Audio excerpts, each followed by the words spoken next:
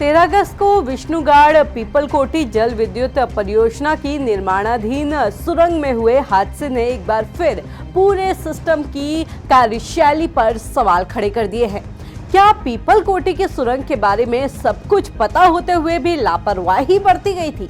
क्योंकि टीएचडीसी की रिपोर्ट में पहले ही उस सुरंग को लेकर कई ऐसी खतरनाक चीजें दर्ज थी जिसके सामने आने के बाद हर कोई हैरान है। नमस्कार, मैं हूं रक्षिता बोरा और आप देख रहे हैं खबर उत्तराखंड। 13 अगस्त को उत्तराखंड की निर्माणाधीन पीपलकोटी की सुरंग के अंदर पानी घुसने से 22 मजदूर उसकी चपेट में आ गए।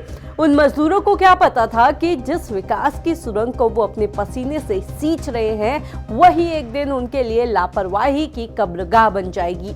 विष्णुगाड़ पीपलकोटी जल विद्युत परियोजना की सुरंग में हादसे की तस्वीरें देखकर हर कोई सन्न रह गया। राहत और बचाव दल मौके पर पहुंचा। आधिकारिक जानकारी के मुताबिक 7 मजदूरों की मौत हो गई, 3 मजदूर अभी भी लापता हैं और 14 मजदूरों को सुरक्षित निकालकर अस्पताल पहुंचाया गया है।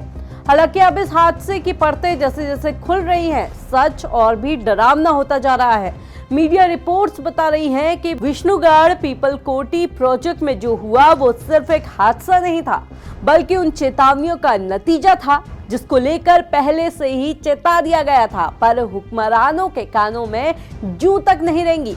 मीडिया रिपोर्ट्स की माने तो हादसे के बाद सामने आई टीएचडीसी की ही एक एक्सक्लूसिव वैज्ञानिक रिपोर्ट ने बड़े सवाल खड़े कर दिए हैं।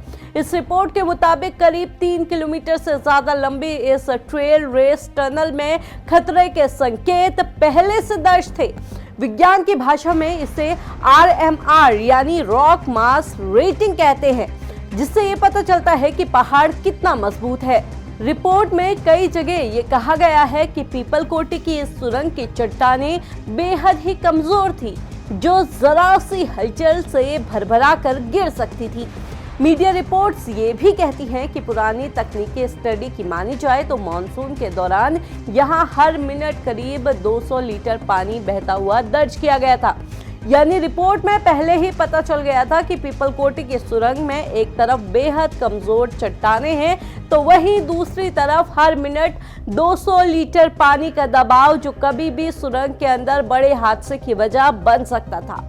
एक अखबार में छपी खबर के मुताबिक हैरानी की बात यह है कि टीएचडीसी की रिपोर्ट में इस खतरे से निपटने का पूरा प्लान भी बनाया गया था।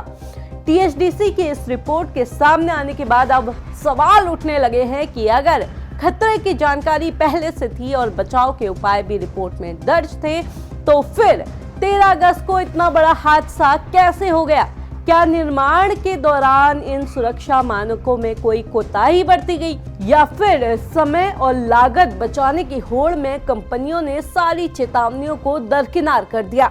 हादसे की अंतिम तकनीकी वजह क्या थी, ये तो जांच के बाद ही सामने आ पाएगा, पर सवाल अब भी यही है कि आखिर इस लापरवाही की सुरंग का असल जिम्मेदार कौन है और कौन जवाबदेह है उन 7 बेगुनाह मजदूरों की मौत का, जो सैकड़ों किलोमीटर दूर से 2 जून की रोटी कमाने यहाँ पर आए थे।